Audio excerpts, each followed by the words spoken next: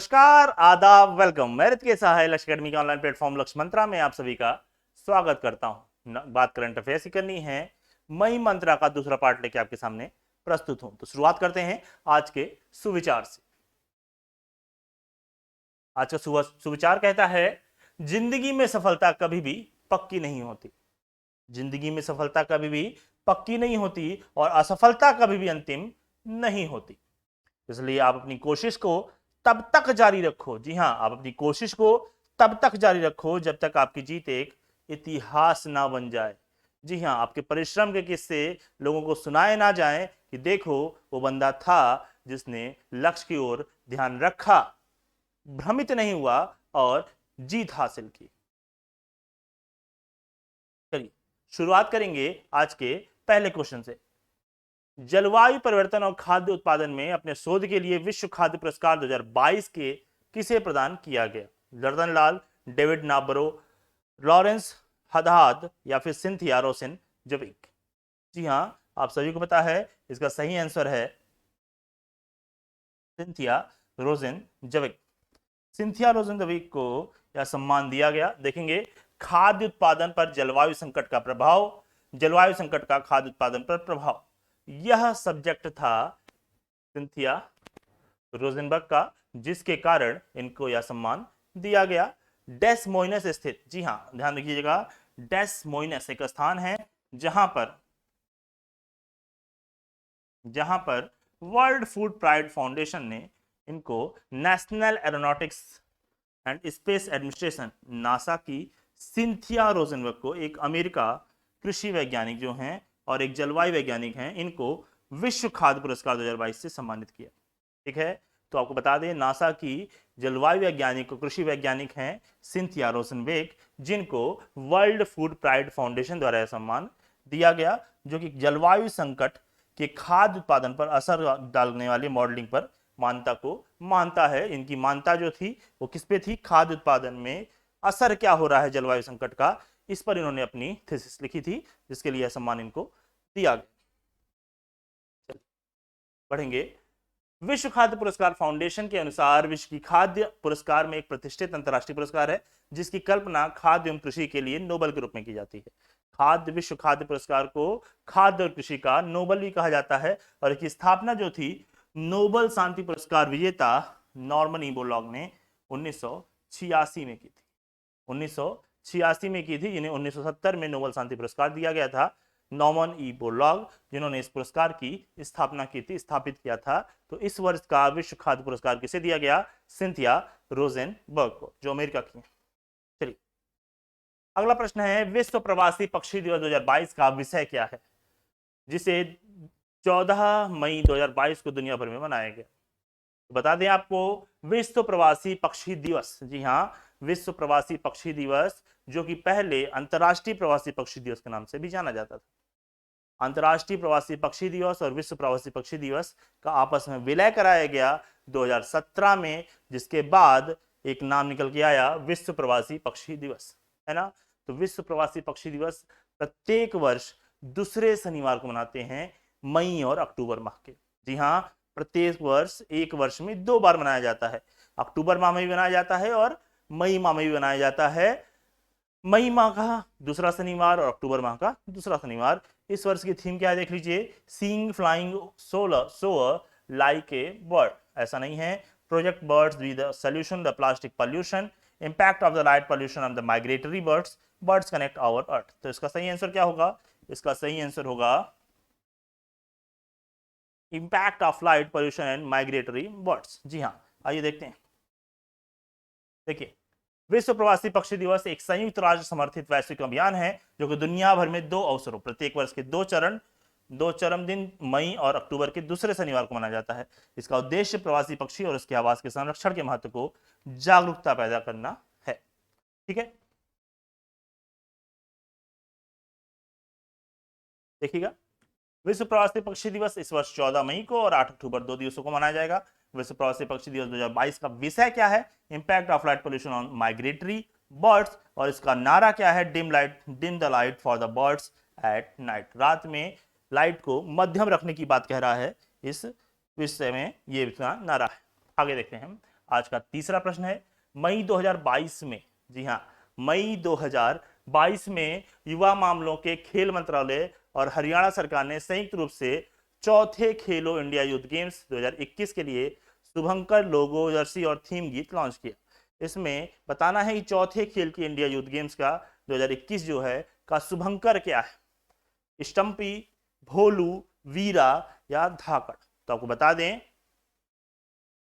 इसका सही आंसर क्या होगा, इसका सही आंसर होगा धाकड़। इसका सही आंसर होगा धाकड़। जी हाँ, आइए देखते हैं। खेलो इंडिया यूनिवर्सिटी गेम्स की बात करोगे अगर आप, तो खेलो इंडिया यूनिवर्सिटी गेम्स के लिए दूसरा संस्करण जो बेंगलुरु में हो रहा है, इसका आयोजन किया गया और इसका शुभंकर है वीरा, जो कि एक हाथी है। लेकिन वो कौन सा गेम है, यूनिवर्सिटी गेम है। हम बात कर रहे हैं खेलो इंडिया यूथ गेम्स की, जिसका चौथा संस्करण हरियाणा के पंचकुला में हुआ। कहां पर, हरियाणा के पंचकुला में।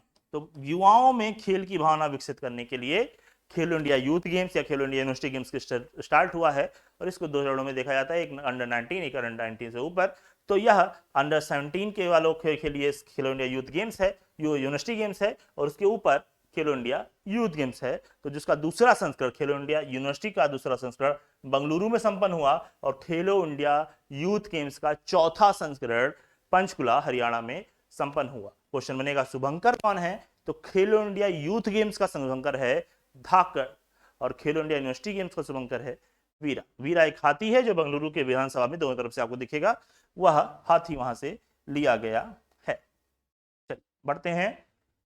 समय को जमना बनाते हुए प्रधानमंत्री नरेंद्र मोदी के सलाहकार के रूप में किसे नियुक्त किया गया, राजीव गौबा, भास्कर खुलबे, तरुण कपूर और अमित खरे। जी हाँ, बहुत ही फेमस क्वेश्चन है। प्रधानमंत्री के सलाहकार की बात की जा रही है, प्रधानमंत्री नरेंद्र मोदी के सलाहकार की बात की जा रही है, उनके सलाहकार के रूप में किसे नियुक्त किया गया है।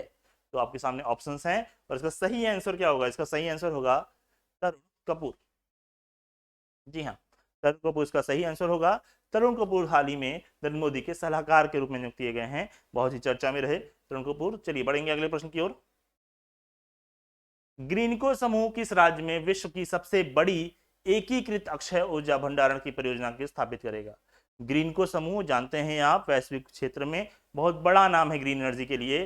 तो ग्रीनको समूह हाल ही में रीवा मध्य प्रदेश, कुर्नूल आंध्र प्रदेश, तुमकुर कर्नाटक या रामनाथपुरम तमिलनाडु। देखिएगा सही आंसर क्या है इसका, ग्रीनको समूह के लिए जो ग्रीनको समूह ने एक बड़ी एकीकृत अक्षय ऊर्जा भंडारण क्षमता बना रही है, वो बना रही है कुर्नूल आंध्र प्रदेश में। जी हाँ, सही जवाब है कुर्नूल आंध्र प्रदेश। देखिएगा ग्रीनको समूह और आंध्र प्रदेश सरकार मिलकर के आंध्र प्रदेश के कुर्नूल जिले में, बहुत जानने वाली बात है, 5230 मेगावाट 5230 मेगावाट स्टोर करने की क्षमता का दुनिया की सबसे बड़ी, जी हां, दुनिया की सबसे बड़ी एकीकृत अक्षय ऊर्जा भंडारण परियोजना स्थापित कर रही है। यह पवन और सौर क्षमताओं को एक साथ अपनी तरह एकल करने वाला पहला ऊर्जा भंडारण माना जाएगा। जी हां, यहाँ पे पवन ऊर्जा और सौर ऊर्जा, जी हां, पवन ऊर्जा और सौर ऊर्जा क्षमताओं के साथ अपनी तरह का पहला एकल स्थान। जी हां, ध्यान देने वाली बात क्या है, पहला एकल स्थान जहां पे पवन ऊर्जा और सौर ऊर्जा दोनों एक साथ एकत्रित होगा, ऊर्जा भंडारण परियोजना स्थापित करेगा कुर्नूल आंध्र प्रदेश में 5230 मेगावाट। भारत का पहला राज्य के स्वामित्व वाला over the top OTT platform C Space launch करेगी। बात समझ में आ रही है, ओटीटी प्लेटफॉर्म आजकल बहुत चर्चा में है। ओटीटी प्लेटफॉर्म देखेंगे, नेटफ्लिक्स हो गया, अमेजॉन प्राइम हो गया, बहुत सारे वूट हो गया, इस तरीके के बहुत सारे ओटीटी प्लेटफॉर्म हैं जो आपके सामने हैं, जिन पे शॉर्ट फिल्में ज़्यादा लॉन्च की जाती हैं, सीरीज, वेब सीरीज ज़्यादा लॉन्च की जाती हैं। तो ओटीटी प्लेटफॉर्म पर क्या करते हैं, आप सब्सक्रिप्शन लेते हैं, और उस बाद उसके ऊपर सब्सक्रिप्शन लेने के बाद आप उन पर तमाम चीज़ों को देख सकते हैं। उसी प्रकार से भारत का पहला राज्य है जिसने कहा कि भाई हम अपने यहाँ नवंबर तक, जी हाँ, नवंबर 2022 तक एक राज्य स्वामित्व वाला ओटीटी प्लेटफॉर्म लॉन्च करेंगे, जिसमें हम राज्य के द्वारा दिखाई जाने वाली फिल्मों को प्रदर्शित करेंगे। राज्य के द्वारा मतलब राज्य के अंतर्गत जो राज्य की क्षेत्र की फिल्में हैं, क्षेत्रीय फिल्में हैं, राज्य की संस्कृति को दिखाता हो, ऐसी चीजों को फिल्मों को वहां पे दिखाया जाएगा। तो सही आंसर देखो क्या है इसका सही आंसर है केरल। केरल सरकार ने राज्य स्वामित्व मतलब केरल राज्य के स्वामित्व वाला over the top platform C Space launch करने की घोषणा की है, जो कि ये तैयार करेगी नवंबर 2022 तक। नवंबर 2022 तक देखोगे। देखो, केरल सरकार ने द्वारा भारत का पहला राज्य और स्वामित्व वाला over the top platform E space launch करेगी, और इसका प्रबंधन जो है केरल राज्य फिल्म विकास और निगम द्वारा किया जाएगा। केरल राज्य फिल्म विकास निगम द्वारा इसका प्रबंधन किया जाएगा, ये बात आप ध्यान में रखना। आगे, किस मंत्रालय ने नई दिल्ली में खादी के लिए भारत के पहले उत्कृष्टता केंद्र का उद्घाटन किया? बात समझ में आनी चाहिए। खादी की बात की जा रही है और खादी उत्कृष्टता केंद्र की बात की जा रही है। किस मंत्रालय द्वारा खादी उत्कृष्टता केंद्र स्थापित किया गया है? देखेंगे, वाणिज्य और उद्योग मंत्रालय, सूक्ष्म लघु और मध्यम उद्योग मंत्रालय, कौशल विकास और उद्यमिता मंत्रालय, श्रम और रोजगार मंत्रालय। देखो, सही आंसर हो जाएगा बाबू सूक्ष्म लघु और मध्यम उद्योग मंत्रालय। सूक्ष्म लघु और मध्यम उद्यम मंत्रालय द्वारा नारायण राणे इस समय इसके मंत्री हैं, इनके द्वारा भारत का पहला खादी उत्कृष्टता केंद्र की शुरुआत की गई, और यह खोला गया कहां पे? नई दिल्ली में खोला गया। कहां पे? नई दिल्ली में खोला गया। चलिए अगला, टाइम पत्रिका द्वारा प्रकाशित 2022 के 100 सबसे प्रभावशाली लोगों की सूची में निम्नलिखित में से कौन से भारतीय हस्तियां शामिल थीं? गौतम अडानी, करुणानंद,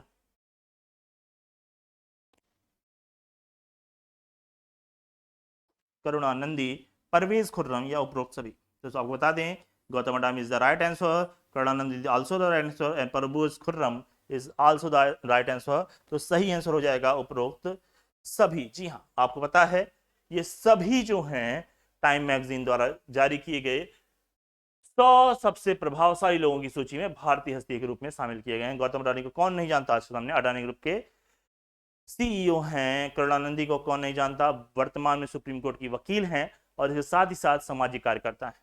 परवेज खुर्रम ये कश्मीरी कार्यकर्ता हैं जो कश्मीर के लोगों के लिए, कश्मीर के मानवाधिकार के लिए लड़ाई लड़ते हैं। देखिएगा, गौतम अडानी, अडानी समूह के अध्यक्ष और संस्थापक, सुप्रीम कोर्ट के वकील और सार्वजनिक कार्यकर्ता पूर्वज परवेज और एक अमेरिकी समाचार पत्रिका में टाइम्स मैगजीन द्वारा प्रकाशित 2022 के सबसे प्रभावशाली लोगों की सूची में शामिल थे। इसके साथ ही साथ यहाँ पे नाम छूट गया है, यहाँ पे नाम छूट गया है करुणानंदी का। करुणानंदी का भी नाम छूट गया है, करुणानंदी भी इसमें शामिल थी। 6 श्रेणी में कुल दिया जाता है: प्रतीक, पायनियर, टाइटन्स, कलाकार, नेता और नव प्रवर्तनकर्ता, है ना। तो इन श्रेणियों में इन्हें लिया गया है। ये 3 भारतीय हैं जिन्हें टाइम मैगजीन द्वारा 100 ऐसे लोगों के लोग में शामिल किया गया जो कि सबसे ज्यादा प्रभावशाली। इसके अलावा टाइम मैगजीन द्वारा एक और लॉन्च किया जाता है, time magazine person of the year, है ना। तो time magazine person of the year पिछले वर्ष के थे एलन मस्क थे, इस वर्ष का भी घोषित नहीं हुआ है। राष्ट्रीय राजधानी क्षेत्र दिल्ली के 22वें उपराज्यपाल के रूप में किसे नियुक्त किया गया? बहुत ही सिंपल क्वेश्चन है, एग्जाम में आने वाला क्वेश्चन है। विनय कुमार सक्सेना, नजीब जंग, अनिल बैजल, तेजेंद्र खन्ना।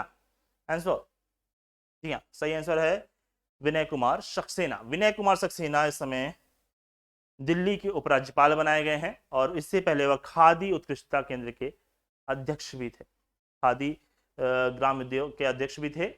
देखिएगा, स्वास्थ्य क्षेत्र में वाणिज्यिक ड्रोन की सेवाएं शुरू करने वाला भारत का पहला राज्य कौन सा है? क्वेश्चन नंबर 30 है मई का और आज का 10वां क्वेश्चन है।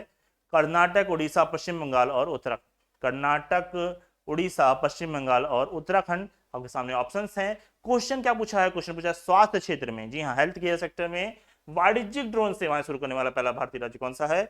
बात बता दूंगा आपको, सही आंसर होगा उत्तराखंड। उत्तराखंड। बात करेंगे ड्रोन्स के साथ मेडिकल सेवा, तो पहला राज्य तो आपका तेलंगाना है, जहां पे मेडिसिन फ्रॉम द स्काई योजना शुरू की गई थी, जो कि घर की छत पर आपकी दवाएं पहुंचा रही थी। इसके अलावा आई ड्रोन, जो कि हमारी कोविड-19 के समय कोविड शील्ड पहुंचाने के लिए काम किया गया, हमारे स्वास्थ्य मंत्री मनसुख मंडाविया द्वारा उनको शुरुआत की गई थी आईसीएमआर के सहयोग से। इसके अलावा बात यहाँ वाणिज्य ड्रोन की बात हो रही है ना। ड्रोन आजकल बहुत महत्वपूर्ण बनता है, ड्रोन के द्वारा खत पहुंचाए जा रहे हैं। ड्रोन का महोत्सव हुआ था, अभी भारत ड्रोन महोत्सव हुआ था दिल्ली में। इसके बाद ड्रोन के द्वारा खत पहुंचाने वाला पहला राज्य बन गया गुजरात, था ना। लेकिन यहाँ पे ड्रोन के सेवाएं दी जा रही है किस प्रकार? स्वास्थ्य क्षेत्र में सेवाएं दी जा रही है और वाणिज्य ड्रोन को यूज किया जा रहा है। तो देहरादून वाले क्षेत्र में, जी हाँ, देहरादून वाले क्षेत्र में, उत्तरकाशी से देहरादून वाले क्षेत्र में ये सेवाएं शुरू की गई हैं उत्तराखंड सरकार द्वारा, है ना। आइए देख लेते हैं थोड़ी सी बात। संयुक्त अमेरिका की स्थिरता रेडक्लिफ लाइफटेक इंक, रेडक्लिफ लाइफटेक इंक की एक इकाई रेडक्लिफ लैब्स ने उत्तराखंड के राज्य में उत्तरकाशी और देहरादून के बीच अपना वाणिज्यिक ड्रोन कॉरिडोर खोला है। यह भारत के स्वास्थ्य सेवा में पहली बार वाणिज्यिक ड्रोन को उड़ान को भरेगी। भारत में पहली बार ऐसा हो रहा है कि वाणिज्यिक ड्रोन को लिया जा रहा है स्वास्थ्य सेवाओं के लिए। ऐसा करने वाला पहला राज्य बन गया उत्तराखंड। ठीक है, चलिए, कविता बितान पुस्तक के लिए बांग्ला अकादमी पुरस्कार किसे मिला? ममता बनर्जी, समरेश मजूमदार, रत्न राशिद बनर्जी, तस्लीमा नसरीन। सही आंसर क्या होगा जल्दी बताएंगे, देखिएगा। सही आंसर होगा ममता बनर्जी। जी हाँ, Mamata Banerjee chief minister of Paschim Bengal, chief minister of Paschim Bengal को मुख्यमंत्री हैं ममता बनर्जी। उनकी अथक साहित्यिक खोज के लिए यह बांग्ला अकादमी पुरस्कार मिला है। पुरस्कार क्यों मिला है? तो कविता बितान के लिए मिला है। कविता बितान क्या है? तो कविता बितान एक पुस्तक है जिसमें 900 से अधिक कविताएं संग्रहित की गई हैं, और ये सभी कविताएं वहां के सर्वश्रेष्ठ कवियों के लिए समर्पित हैं। वहां के सर्वश्रेष्ठ कवि, बांग्ला भाषा के जो सर्वश्रेष्ठ कवि हैं उनको समर्पित है यह कविताएं, जिसका नाम है कविता बितान। 900 से अधिक कविताएं इसमें हैं। चलिए अगला क्वेश्चन नंबर 32, आज का 12वां क्वेश्चन। विश्व स्वास्थ्य संगठन के 5 साल के कार्यकाल के लिए महानिदेशक के रूप में किसे चुना गया? क्यू डोंग्यू, आपको याद रखना होगा क्यू डोंग्यू कौन है। जी हाँ, जल्दी हमने पढ़ा था। Tedros Adhanom Ghebreyesus, Kristalina Georgieva और मार्गरेट चान, ये सभी एक मशहूर नाम है, आप सभी को बताना चाहिए। आईएमएफ की वर्तमान आईएमएफ के सीईओ हैं। टेड्रोस अदनोम को घोषित किया गया है डब्ल्यूएचओ के लिए। टेड्रोस अदनोम को डब्ल्यूएचओ के लिए घोषित किया गया है। क्यू डोंग्यू आपको पता है हमारे रोम में स्थित है खाद्य सुरक्षा संगठन, उसके लिए उसके अध्यक्ष हैं। और मार्गरेट चान के बारे में पता है। तो विश्व स्वास्थ्य संगठन के 5 वर्ष के कार्यकाल के लिए महानिदेशक किसे नियुक्त किया गया? तो नियुक्त किया गया है टेड्रोस अदनोम घेब्रेयेसस को। इथोपिया से आते हैं ये। कहां से आते हैं? इथोपिया से आते हैं। डॉक्टर टेड्रोस अदनोम घेब्रेयेसस को पहली बार 2017 में डब्ल्यूएचओ के डीजी के रूप में नियुक्त किया गया था। वे इथोपियाई सार्वजनिक स्वास्थ्य सेवा शोधकर्ता तथा डीजी के पद पर धारण करने वाले पहले अफ्रीकी हैं। इथियोपिया से रहने वाले हैं जिन्हें डब्ल्यूएचओ के डीजी के रूप में, शोधकर्ता के रूप में नियुक्त किया गया। बंगाल की उत्तर खाड़ी में पोर्ट बोंगला में भारत के 7 द्विपक्षीय अभ्यास बोगो सागर 2022 के तीसरे संस्करण का आयोजन किस देश द्वारा किया गया? France, Bangladesh, Singapore, Indonesia. सबको पता है, इसका आंसर बताने की आवश्यकता मुझे नहीं लग रही है, लेकिन आपकी जानकारी बता दूं, बांग्लादेश। जी हाँ, बांग्लादेश और भारत के बीच एक युद्ध अभ्यास होता है जो द्विपक्षीय युद्ध अभ्यास होता है, और ये कहां होता है? समुद्री युद्ध अभ्यास है बोगो सागर। जी हाँ, नौसेना का युद्ध अभ्यास है, और इसका यह तीसरा संस्करण था। चौथा संस्करण था, तीसरा संस्करण था। कहां संपन्न हुआ? बांग्लादेश के पोर्ट मोंगला में संपन्न हुआ। बांग्लादेश के पोर्ट मोंगला में संपन्न हुआ, और यह ध्यान रखिएगा तीसरा संस्करण था भारत और बांग्लादेश के बीच में। हेलीकॉप्टर पायलट के रूप में भारतीय सेना में उड्डयन कोर में शामिल होने वाली पहली महिला लड़ाकू एविएटर बनी। जी हाँ, लड़ाकू एविएटर बनी गुंजन सक्सेना, अवनी चतुर्वेदी, अभिलाषा बराक, भावना कंठ। ये सभी महिलाएं भारत के अभिमान के रूप में कार्य करी हैं। भारत के अभिमान के रूप में कार्य करने वाली सभी महिलाएं हैं। लेकिन इस क्वेश्चन का सही आंसर होगा अभिलाषा बराक। अभिलाषा बराक जो है भी हाल ही में पहली महिला बन गई जो कि उड्डयन कोर में शामिल हो गई। कहां पे? उड्डयन कोर में शामिल वाली लड़ाकू एविएटर बनी। बात करें अगर गुंजन सक्सेना की, तो गुंजन सक्सेना भारत की पहली महिला पायलट थी, जो कारगिल गर्ल के नाम से भी जानी जाती हैं। जी हाँ, कारगिल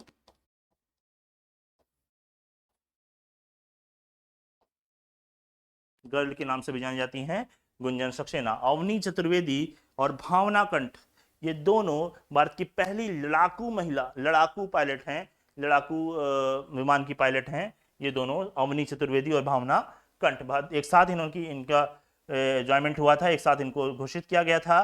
भारत की पहली लड़ाकू वाहन की पायलट हैं। इसके अलावा एक नाम और याद रखना आपको, शिवांगी सिंह भारत की पहली राफेल लड़ाकू विमान की पायलट है।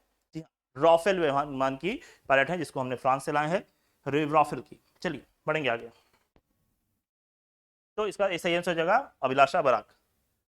चलते हैं क्वेश्चन नंबर 35 पे। हाल ही में भारतीय ओलंपिक संघ के अध्यक्ष के रूप में किसने इस्तीफा दे दिया? नारायण रामचंद्रन, सुरेश कलमाड़ी, नरेंद्र ध्रुव बत्रा, शिवंती अधिथाना। तो सही बता दें आपको, ओलंपिक संघ, भारतीय ओलंपिक संघ के अध्यक्ष रूप में इस्तीफा दिया है आपके नरेंद्र ध्रुव बत्रा ने। नरेंद्र ध्रुव बत्रा का इस्तीफा हो गया है और उनके स्थान पे अनिल खन्ना को कार्यकारी के रूप में नियुक्त किया गया। जी हाँ, अनिल खन्ना को कार्यकारी के रूप में नियुक्त किया गया है। उनके इस्तीफे के बाद उनको कार्यवाहक प्रमुख बना दिया गया है। तो भारतीय ओलंपिक संघ के अभी कार्यवाहक प्रमुख हैं अनिल खन्ना। चलिए, मई 2022 में हिंद महासागर क्षेत्र में चक्रवात करीम और चक्रवात असानी नामक जुड़वा चक्रवातों की उत्पत्ति होती है। चक्रवात असानी किस देश द्वारा दिया गया? चक्रवात असानी नाम किस देश द्वारा दिया गया? देखिए यहाँ टाइपिंग मिस्टेक हो गई थोड़ा। चक्रवात असानी का नाम किस देश द्वारा दिया गया? ऑप्शन आपके सामने है, श्रीलंका, भारत, ईरान और सऊदी अरब। तो इसका सही आंसर क्या हो जाएगा दोस्तों? इसका सही आंसर है श्रीलंका। जी हाँ, श्रीलंका द्वारा चक्रवात असानी का नामकरण दिया गया। आपको पता है चक्रवात, अलग अलग चक्रवात का अलग अलग नाम अलग अलग देशों द्वारा दिया जाता है। उत्तर भारत का पहला औद्योगिक बायोटेक पार्क जम्मू और कश्मीर के किस जिले में उद्घाटित हुआ? कुपवाड़ा, रियासी, उधमनगर और कठुआ। तो बता दें आपको, बायोटेक पार्क की बात की जा रही है और भारत का नहीं, उत्तर भारत की बात की जा रही है। जी हाँ, ध्यान देखिएगा, उत्तर भारत की बात की जा रही है। तो उत्तर भारत का पहला औद्योगिक बायोटेक पार्क जो है जम्मू कश्मीर के कठुआ जिले में घोषित किया गया। जी हाँ, कठुआ जिला जो है जम्मू कश्मीर का, वहां पे उद्घाटन हुआ भारत के पहले, उत्तर भारत के पहले औद्योगिक बायोटेक पार्क का। ठीक है, आगे बढ़ेंगे। अगला प्रश्न क्या कहता है?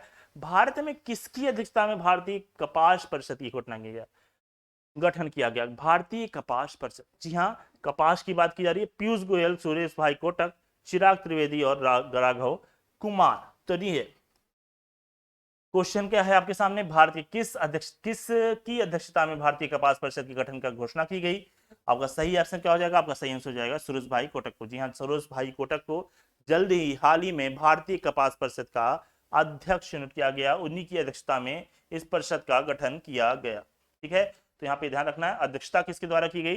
तो सुरेश भाई कोटक द्वारा इसकी अध्यक्षता की गई। किस वर्ष थी? तो भारतीय कपास परिषद की, जिसकी हाल ही में गठन हुआ है ना। देखिए, वह सभी प्रश्न आपको सीधे यहां मिलेंगे जो आपके एग्जाम में आने वाले हैं। इसके अलावा एक्स्ट्रा प्रश्न लिए ही नहीं गए हैं सर, एकदम फोकस्ड होकर पढ़ना है। पूरा वीडियो आपके लिए बनाया गया है और इसके साथ ही मई का वीडियो समाप्त होगा और जल्द ही जल्द, मैं गारंटी ले रहा हूं, एक हफ्ते के अंदर मैं आपको जून के वीडियो प्रोवाइड करा दूंगा।